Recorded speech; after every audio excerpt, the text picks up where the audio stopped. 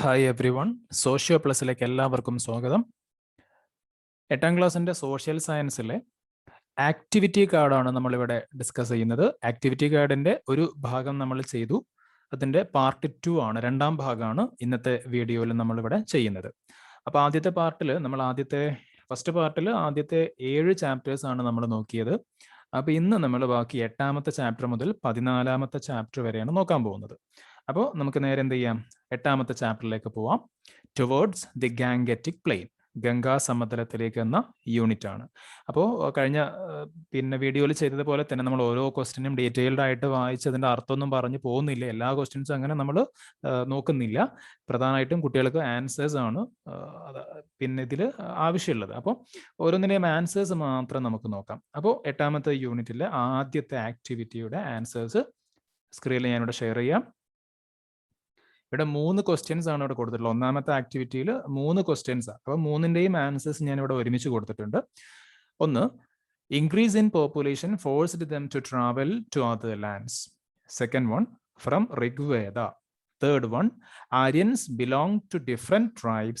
Each tribe comprised of many families. The eldest member of the tribe was selected as the head of the tribe, and there were different tribal assemblies to assist the tribal heads. These assemblies were known as Vidhata, Sabha, and Samiti. The main occupations of Aryans was cattle rearing and farming. They fought battles for pastoral grounds and cattle. ഇത്രയും കാര്യങ്ങളാണ് ഒന്നാമത്തെ ആക്ടിവിറ്റിയിൽ നമ്മൾ എഴുതേണ്ടത്. ഇനി അടുത്ത activity, where did the Aryans migrate from Sapta Sindhu region? Answer, Gangetic plain. Sapta Sindhu region അവർ എങ്ങോട്ടാണ് പോയതെന്നാണ്, Gangetic പ്ലെയിനിലേക്ക്.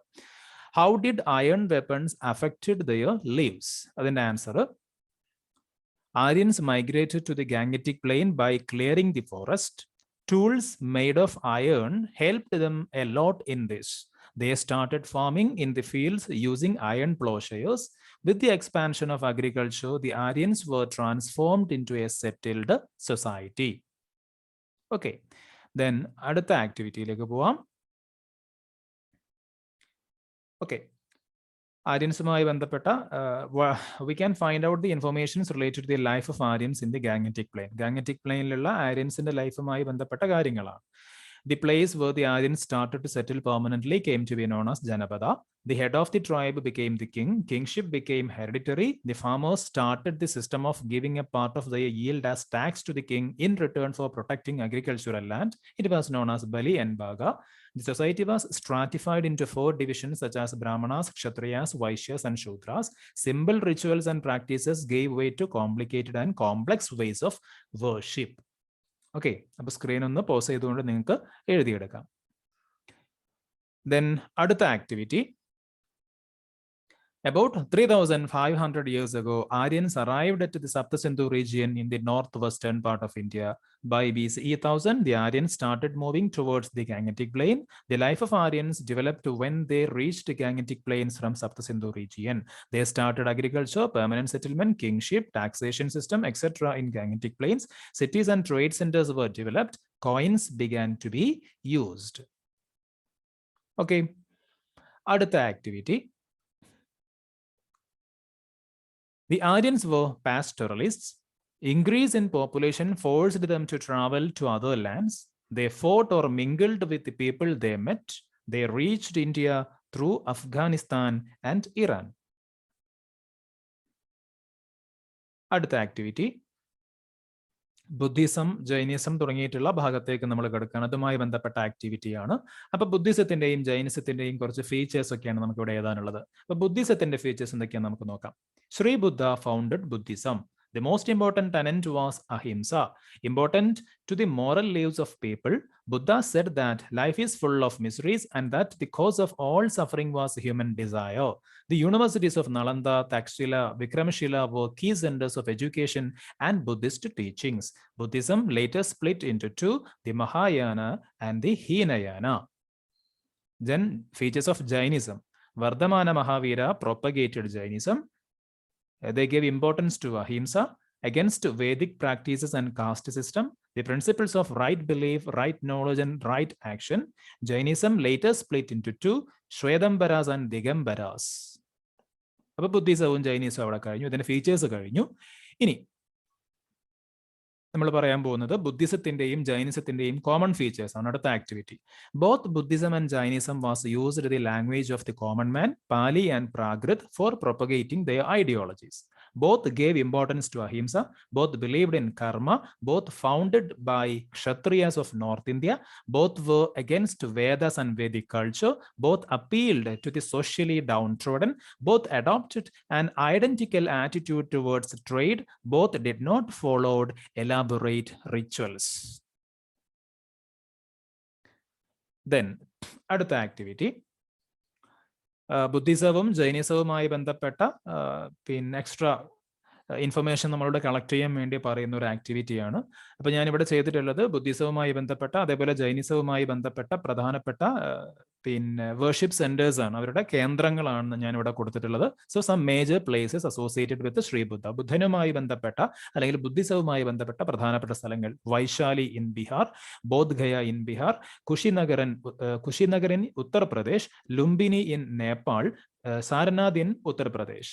ഇനി മഹാവീര അല്ലെങ്കിൽ ജൈനിസവുമായി ബന്ധപ്പെട്ട places, some major places associated with Mahavira or Jainism: Pavapuri in Bihar, Dilwara temple in Mount Abu, Lal Mandir in Delhi, Parasnath temple in west Bengal, Ranakpur temple in Rajasthan. Okay, then 9ാമത്തെ unit from Magadha to Thaneshwar. ഇവിടെ ഒരു വലിയ ടേബിൾ ആണ്.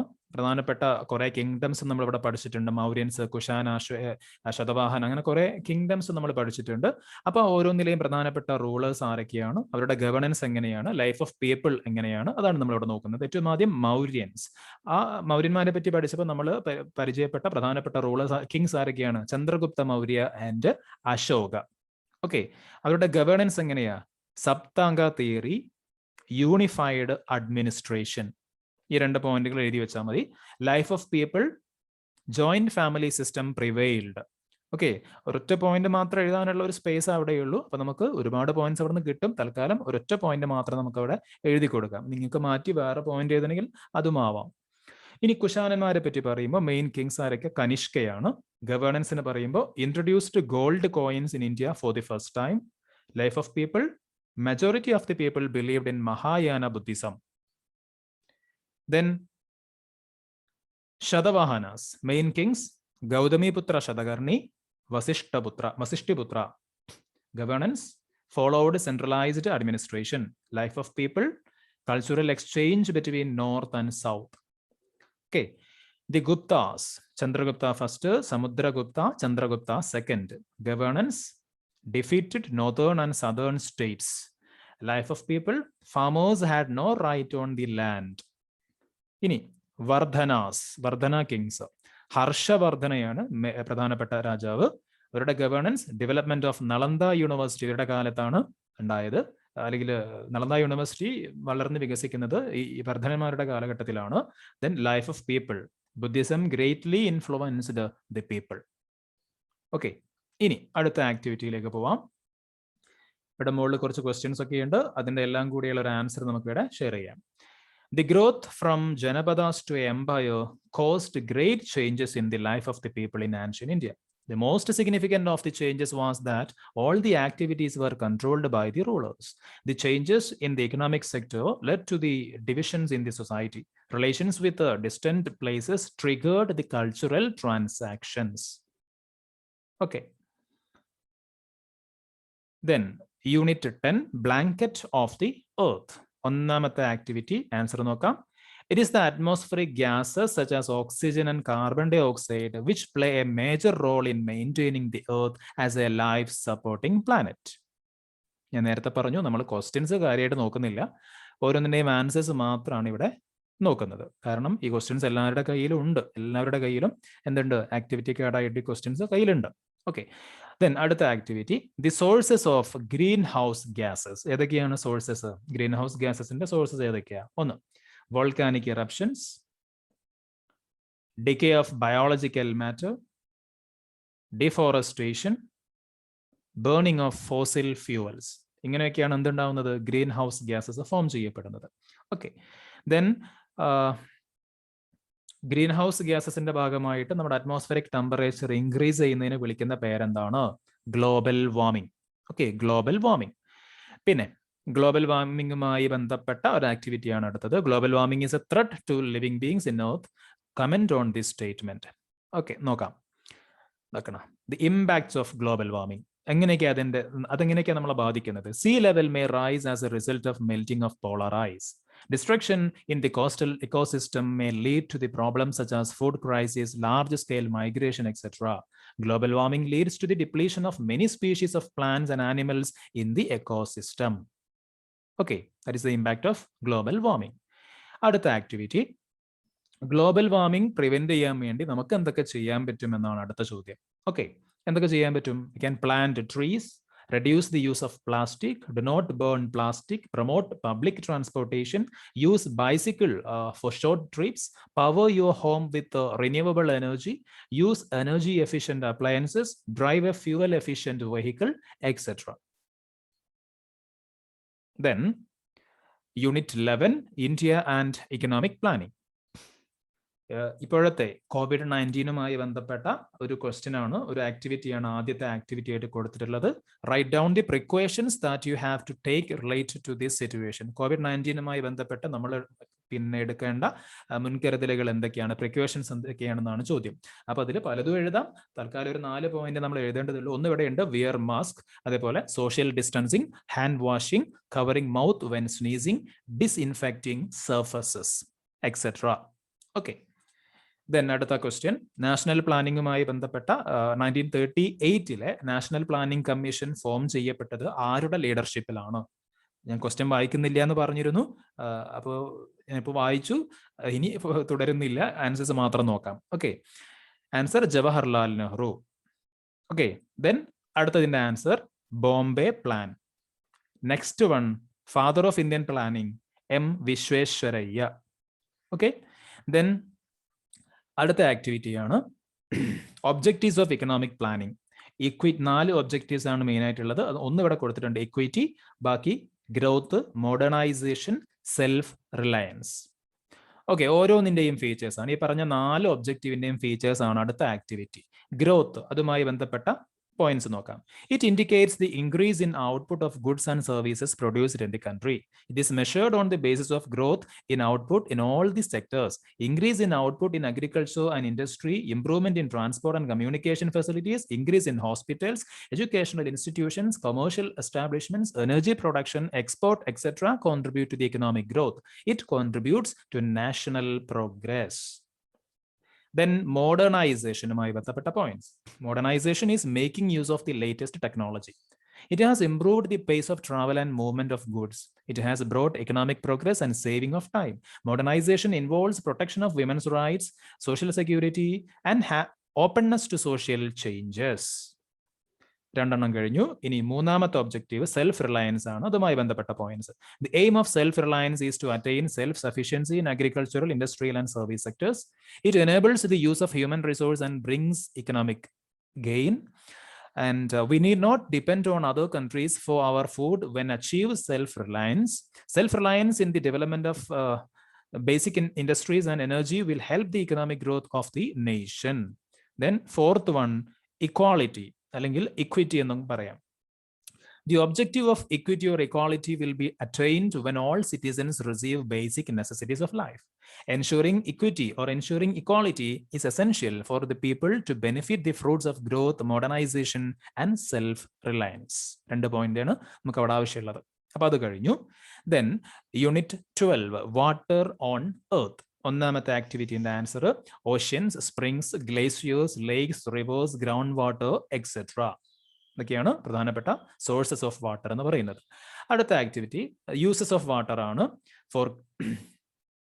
അത് ഓരോരുത്തരും എഴുതേണ്ടത്. നമ്മുടെ വീട്ടിൽ എന്തിനൊക്കെയാണ് വെള്ളം ഉപയോഗിക്കുന്നത്? For cleaning, for drinking, for preparing food, for washing clothes, for gardening, etcetera. അങ്ങനെയുള്ള പല കാര്യങ്ങൾക്കും നമ്മൾ ഉപയോഗിക്കുന്നുണ്ട്. അടുത്ത ആക്ടിവിറ്റി, ഏതെല്ലാം രൂപത്തിലാണ് വെള്ളം പൊല്യൂട്ടഡ് ആവുന്നത്? എങ്ങനെയൊക്കെയാ? Industrial waste, sewage waste, agricultural chemical, dumping of waste into water bodies, oil pollution, etcetera. List നീണ്ടതാണ്, ഒരുപാട് നമുക്ക് എഴുതി കൊടുക്കാം. Then അടുത്ത activity, when is World Water Day celebrated? March 22nd. Write down the importance of this day. March 22nd ന്റെ importance എഴുതാനാണ് പറയുന്നത്. എഴുതാം. Water is essential for the sustenance of life as air, but water pollution is a serious issue the modern world is facing today. Water pollution not only affects the availability of fresh water, but leads to the pollution of land and air as well. The survival of plants and animals are put to danger. That's why 22nd March every year is celebrating as World Water Day. അടുത്ത activity, rain water ഹാർവെസ്റ്റിംഗിന്റെ രണ്ട് methods ഏതൊക്കെയാണെന്നാണ്. Roof top rain water harvesting and surface run off harvesting. Then unit 13, as the torrential rains poured in. Okay, ഒന്നാമത്തെ activity, കേരളത്തിലെ 2018 ഉണ്ടായിട്ടുള്ള flood ഉണ്ടല്ലോ, ആ ഫ്ലഡിന്റെ ഭാഗമായിട്ട് എന്തൊക്കെ പ്രശ്നങ്ങളാണ് നമുക്ക് നേരിടേണ്ടി വന്നത്. Many people were died and seriously wounded. Many houses were destroyed. Kilometers of roads were damaged. Agriculture was extensively destroyed. അടുത്ത ആക്ടിവിറ്റി, ഇങ്ങനെയുള്ള നാച്ചുറൽ ഡിസാസ്റ്റേഴ്സ് ഒക്കെ ഉണ്ടാകുമ്പോൾ നമ്മൾ എന്തൊക്കെ പ്രിക്കോഷൻസ് ആണ് സ്വീകരിക്കേണ്ടത്? അത് ഫ്ലഡ് എന്നല്ല, ഏത് ഡിസാസ്റ്റർ ആണെങ്കിലും നമ്മൾ സ്വീകരിക്കേണ്ട ജനറൽ പ്രിക്കോഷൻസ് ആണ്. Provide immediate medical aid to the injured. Do not believe or spread rumors.